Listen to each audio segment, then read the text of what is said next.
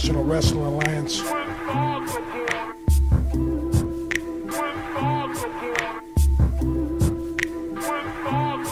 Because they figured Bob Orton Jr., Dick Slater, and Harley Race would conspire to put Ric Flair out again.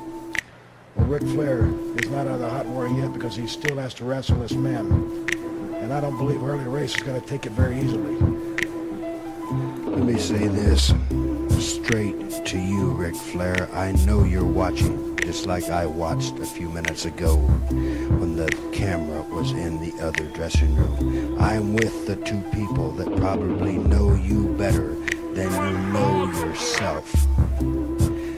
This right now, this picture of the three, you'll remember when I hit that ring. You remember when we spiked your head in a pile driver into that canvas.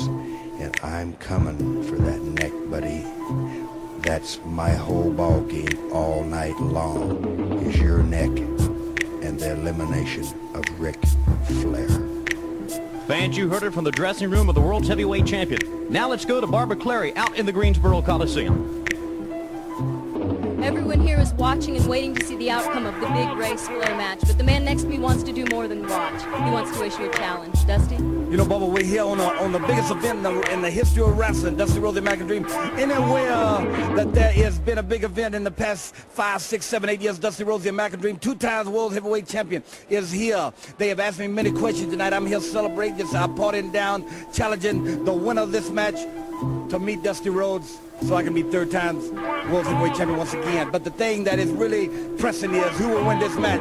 Harley Race, the folk hero, 7 times world heavyweight champion, a man known all over the world with stamina and just complete drive and guts right inside him to be 7 times world heavyweight champion. And the nature boy, Ric Flair, right here in his home place. You understand? All his home people around him. A flair for the goal. Starrcade 83. For me to pick a winner, either one, I can handle the situation for the 3rd time. I want to make that challenge right now, but I'm going to go right out on a limb. And I'm going to say just real easy that the folk hero, the legend, cannot be denied.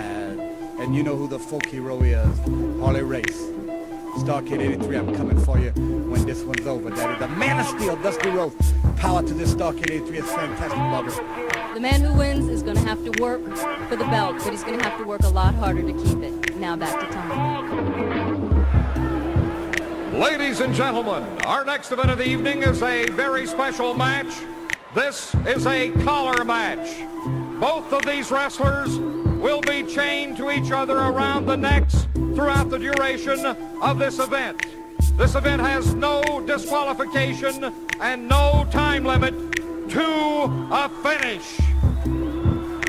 Introducing first, in the corner to my left, from Scotland, weighing in at 242 pounds, Roddy Piper.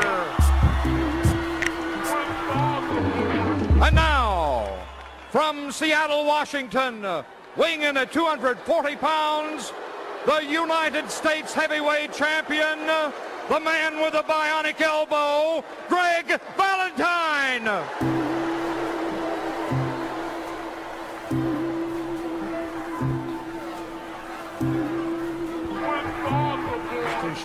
The collar is being applied now to the 2 opponents. The U.S. Heavyweight Championship goes on the line.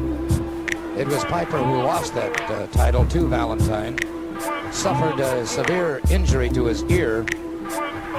In this match now, 1 fall to a finish. No disqualification. Bob, I can only think here, and as I said earlier, it is not my position or your position to become subjective, but to remain objective. But sentimentally, I certainly have to go along with Roddy Piper. Well, no doubt. And Gordon, I think so many of the fans feel the same way about it. I can't help but think what a dangerous match this is. That chain, it's a huge, heavy chain. The links in it are very large.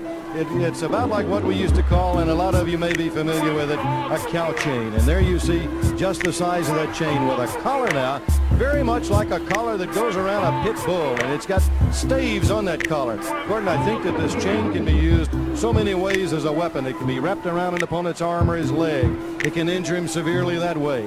It can be put around his fist to be used as some type of nux.